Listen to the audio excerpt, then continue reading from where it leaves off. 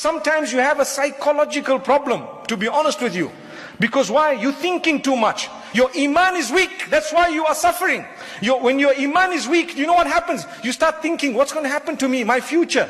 I'm 23, I'm not yet married. What's going to happen? And you're sitting at night and worrying. If worrying got you married, we'd all have 4 wives. Allahu Akbar. Yes. You stop worrying in that way. Worrying never solves a problem. Trust me. Lay your trust in Allah. Do what you can in your capacity. Go out and try as hard as you can. Never ever leave any stone unturned when it comes to your effort, and leave the rest in the hands of Allah. Don't worry. Sleep like a log, mashallah, for as long as you get up for Salatul Fajr. But that's the way forward. The problem with us, you can't have a job. Someone's done magic on me. Let's go away. Let's go to these fortune tellers, magicians. You can call them what you want. People who engage in superstitious activity. Islam is the fastest growing religion on earth, because the Quran and the Sunnah in reality are logical. They make sense.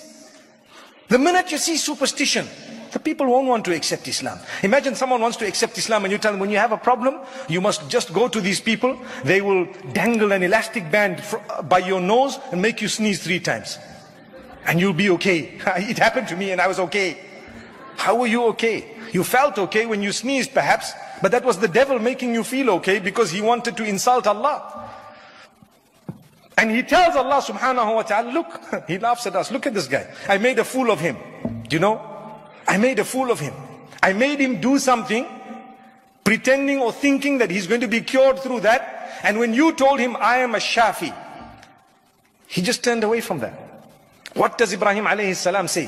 When I become sick, it is He, Allah alone, who is the owner of cure. He will cure me. I don't turn to anything else. So keep on making dua. One might ask, okay, if I want to protect myself from these things, what do I do? Number 1, every morning and evening, put a metal armor around you. How do you put that around you? You don't want to be affected by jinn. You don't want to be affected by black magic. I told you, one is the person who participates in it. He has disbelieved in Allah.